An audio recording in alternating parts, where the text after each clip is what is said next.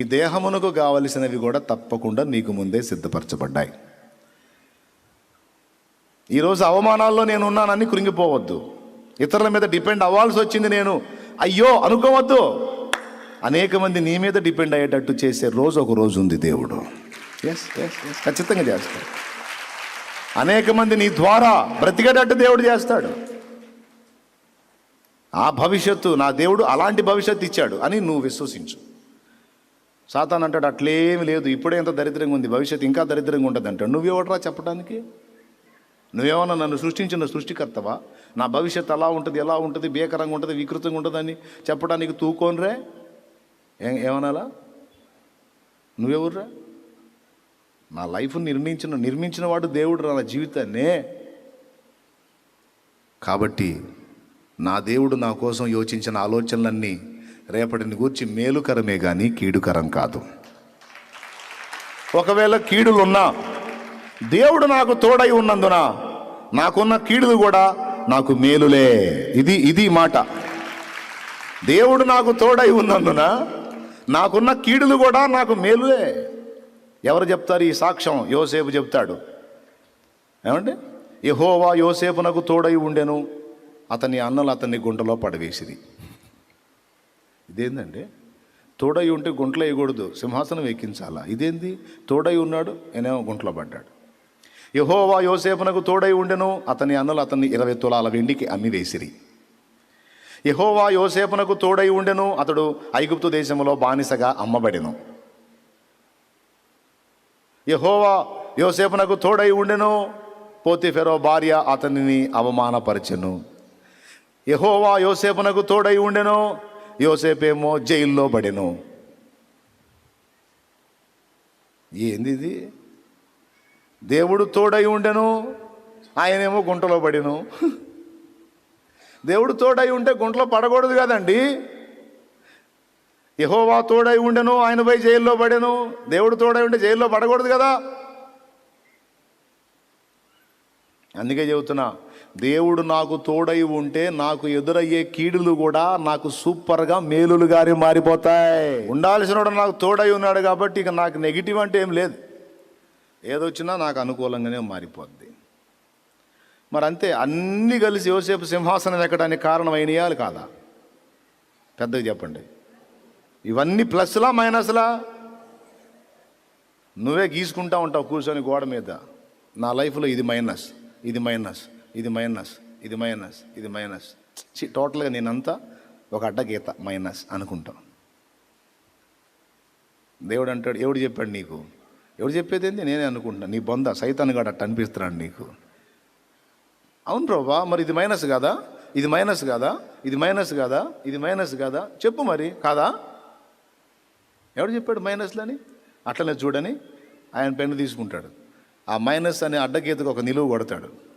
ఇప్పుడేంది అది అంటాడు ప్లస్, ఇప్పుడు ప్లస్, ఇప్పుడు నువ్వు అడ్డగీతలు గీసుకుంటా పోతావు. మనంతా అడ్డదిడ్డ వ్యవహారం కదా. మనకు అడ్డగీతలు గీసుకోవడం భలే ఇంట్రెస్ట్. మనం ఒకవేళ అట్ట గీసుకోవడానికి ఇష్టపడకపోయినా వాడు ఉంటాడుగా సిగ్గులేనివాడు, మనం పిలవపోయిన వచ్చేవాడు. ఎవడాడు?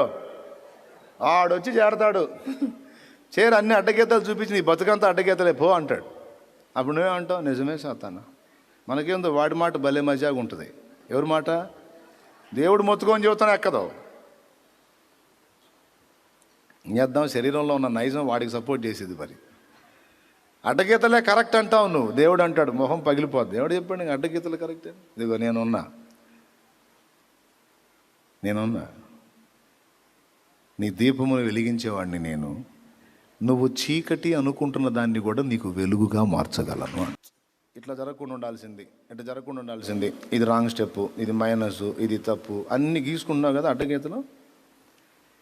సాతానికి వెళ్ళి చూస్తేనేమో మరి అంతే అని ఇంకా కాసిన గీతలు పెంచుతాడు. దేవునికి వెళ్ళి చూడు, ఎవడు చెప్పాడు నాన్న అవన్నీ తేడా అని? నేను లేనా? అవి నీకు ప్లస్లుగా మారుస్తాను. నిలువు గీతలు గీసి పడేస్తాడు, అయిపోద్ది. ఒట్టి గీతలే అనుకున్నా ఏంది? జీవితంలో కూడా అలా చేస్తాడు ఆయన. బత్షెబా నా లైఫ్లో ఒక మైనస్ అయిపోయింది అనుకున్నాడు దావీదు. ఫీల్ కావాకు, సొలొమోను ఉన్నాళ్లే అన్నాడు. బత్షెబా అనే మైనస్కి ఒక నిలువు గీత గీశాడు, సొలొమోను అనే ప్లస్ వచ్చేసాడు. మోయాబు వెళ్ళటమే మైనస్ అన్నది నయోమి. నో, ఆ మైనస్కి ఒక నిలువు గీత కొట్టి దాన్ని ప్లస్ చేసి రూతు అనే ప్లస్ వచ్చింది చూడన్నాడు.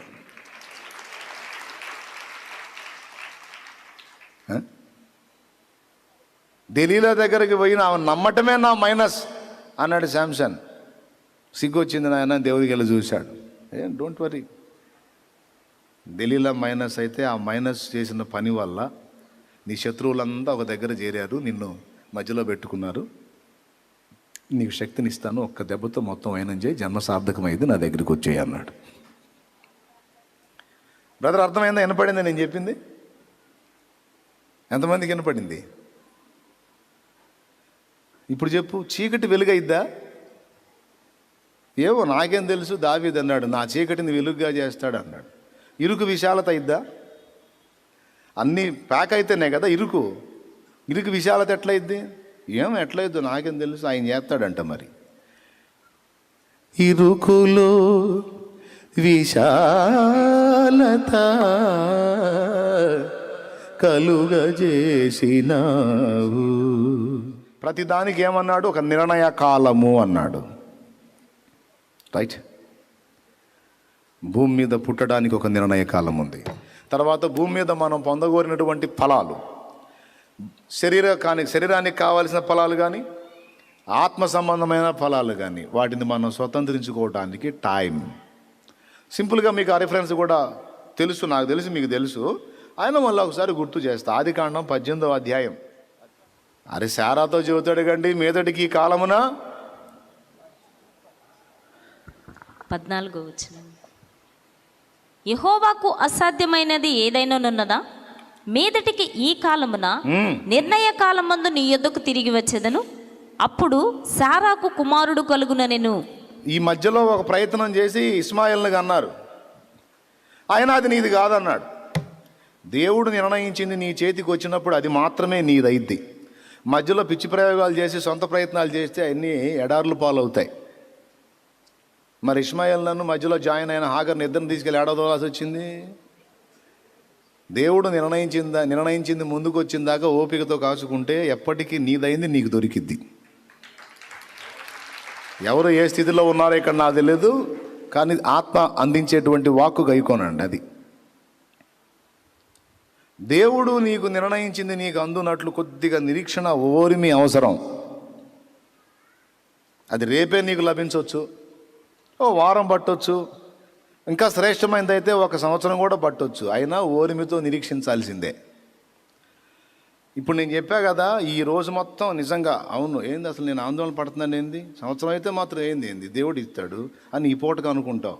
మళ్ళీ రేపు ఎప్పుడు కాలు ఇట్టిట్టే, మళ్ళీ ఇక రేపు నెత్తిన వేసుకుని ఏంటిది? దయచేసి ఆ దరిద్రాన్ని రానీకండి. ఈ అంశాన్ని గుర్తుపెట్టుకోండి. ఏమన్నాడు అబ్రహాముతో? అబ్రహామా, మీదటికి ఈ కాలమున నిర్ణయ కాలమున నేను నీ యొద్దకు మరలా వచ్చేదను, అప్పుడు శారాకు కుమారుడు కలుగుననెను. అక్కడ ఏమన్నాడంటే మీదటికి ఈ కాలమున నిర్ణయ కాలమున. అంటే అబ్రహాముకి కొడుకుని ఎప్పుడు ఇవ్వాలో దేవుడు ఒక టైంను డిసైడ్ చేశాడు. ఆ టైంలోనే ఆ కొడుకు పుడతాడు. నువ్వు అనవసరంగా హడావుడి చేస్తే వేస్ట్ సరుకు తయారయ్యిద్ది, అది తలనొప్పి అయ్యిద్ది. అనవసరంగా ఆవేశపడవాకు. అది అర్థమైందా? అనవసరంగా ఆవేశపడద్దు. దేవునికి మహిమ. హల్లెలూయా. ప్రశాంతంగా ఉండు. నీకెళ్ళే చూస్తున్నానయ్యా, నువ్వు కార్యం చేస్తాడు ఆయన. దేవునికి మహిమ. మూడోది ఏంటి? భూమి మీద పుట్టేదానికి నిర్ణయ కాలము, జీవితంలో మనం పొందాల్సినవి పొందేదానికి నిర్ణయ కాలం, పోయేదానికి కూడా నిర్ణయ కాలం ఉంది. అది 90వ కీర్తనలో మోషే గారు చెప్పాడు. నరులారా తిరిగి రండని దేవుడు పిలుస్తున్నాడట, మనిషిని మంటికి మారుస్తున్నాడట. 90వ కీర్తన 3వ వచనం. నీవు మనుషులను మంటికి మార్చుచున్నావు, ఆ, నరులారా తిరిగి రండి నీవు సెలవిచ్చుచున్నావు. ఆ. నీ దృష్టికి 1000 సంవత్సరములు గతించిన నిన్నటి వలెనున్నవి, రాత్రి ఎందలి ఒక జాము వలెనున్నవి. 1000 సంవత్సరాలు అంట. చదువురా. వరద చేతనైనట్టు నీవు వారిని పారగొట్టు వేయగా వారు నిద్రింతురు, ప్రొద్దున వారు పచ్చగడ్డి వలె చిగురింతురు. ప్రొద్దున అది మొలచి చిగురించును, సాయంకాలమున అది కోయబడి వాడబారును. నీ కోపం వల్ల మేము క్షీణించుచున్నాము, నీ ఉగ్రతను బట్టి దిగులు పడుచున్నాము. మా దోషములను నీవు నీ ఎదుట నుంచుకుని ఉన్నావు. నీ ముఖ కాంతిలో మా రహస్య పాపములు కనబడుచున్నవి. నీ ఉగ్రతను భరించుచునే మా దినములన్నీ గడిపితిమి. నిట్టూర్పులు విడిచినట్టు మా జీవిత కాలం జరుపుకుందు. మా ఆయుష్కాలము 70 సంవత్సరములు, అధిక బలమున్న 80 సంవత్సరములకు. ఆయనను వాటి వైభవం ఆయాసమే దుఃఖమే అది త్వరగా గతించును, మేము ఎగిరిపోవుదాము. నిర్ణయ కాలం, మన జీవితానికి ఒక నిర్ణయ కాలం. ఏమండి? ఆయనను వారి దినములు 120 ఏండ్లగును. ఆదికాండం 6వ అధ్యాయం. ఇంటికి పోయి చదవండి. అక్కడ 120 అన్నాడా? అక్కడ 120 అన్నాడా? ఇక్కడ ఏమంటున్నాడు? నరుని ఆయుష్కాలము 70 సంవత్సరములు, అధిక బలమున్నా 80 సంవత్సరములు. ఒక మాట, ఏమయ్యా నువ్వేమో 120 బతుకుతావా? పోతా పోతా మాకేమో 70 రాసిపోతావా? మోషేని అడగాల మనం. మోషే జీవించిన సంవత్సరములు ఎన్ని? 120 ఏళ్ళు. కంటి చూపు తగ్గల, కాలి సత్తువు తగ్గలేదని రాసుంది. నీకేమో 120. మాకేమో 70 అధిక బలం ఉంటే 80. ఏ న్యాయం ఇది? దేవునికి మహిమ. హల్లెలూయా. కానీ మీకు ఒక వింతైన విషయం తెలుసా? మోషే రాసింది కరెక్టే. మోషే అనుకున్నాడు 80 వచ్చేసిన ఇక అయిపోయింది నా టైం అని. మోషే లెక్క ప్రకారం మోషే పూర్తిగా అయిపోయినట్టు 80 ఏళ్ళకి అయిపోయింది. ఇంకేం లేదు, అంతా శూన్యం. నా లైఫ్ కూడా శూన్యం, నా పని అయిపోయింది, నా వయసు అయిపోయింది, టోటల్ క్లోజ్ అనుకున్నాడు. అయితే దేవుడు చేశాడు కార్యం. అయిపోయింది అన్నావు కదా, అయిపోగొట్టేవాడిని నేనే, అవసరమైతే పొడిగించేవాడిని నేనే. 80తో అయిపోయింది అన్నావు కదా, నిజమే. 70 లేక 80. అయితే నేను ఎంటర్ అవుతున్నా, నేను ఇస్తున్నా పో, ఇంకొక 40 నీకు అదనంగా ఇస్తున్నా పో అన్నాడు. ఓ బతుకుపో, 40 ఏళ్ళు పో, చెయ్యి, నీ పని ఉంది, నీకు పని ఉంది. పని లేకపోతే తీసుకుందును, 70లోనే తీసుకుందును, లేదా ఇంకో 10 కలిపి 80లో తీసుకుందును. కానీ పని ఉంది నీతో నాకు, చక్కబట్టాల్సింది ఉంది. రక్షకుడిని పుట్టించాలంటే ఆ గోత్రం బయటికి రావాలా, ఆ జనాంగం బయటికి రావాలా. వాళ్ళంతా ఐగుప్తులోనే ఉన్నారు, వాళ్ళు బయటికి తెచ్చే పని ఉంది నీతో నాకు. కాబట్టి నీ లెక్క కరెక్టే. అయితే ఆ లెక్కకి నేను ఇంకో 40 జోడిస్తున్నా. నువ్వు 80 క్లోజ్ అన్నావుగా, ఇంకో 40 నేను మళ్ళీ ఇప్పుడు 70 + 10 ఈజీ కోల్ట్ వేసుకున్నావు. ఎంత టోటల్? 70 + 10 easy Colt. సగం ఇంగ్లీష్ సగం తెలుగు మాట్లాడేది కన్ఫ్యూజ్ అయ్యేది కదా. 70 + 10 ఈజీ కోల్ట్ 80. అయితే దేవుడు అంత ఈజీ కోల్ట్ వేసి 80 ఫైనల్ చేసావా? నేను ఈజీ కోల్ట్ ఒప్పుకోను, +40 ఈజీ కోల్ట్ 120 అన్నాడు ఆయన.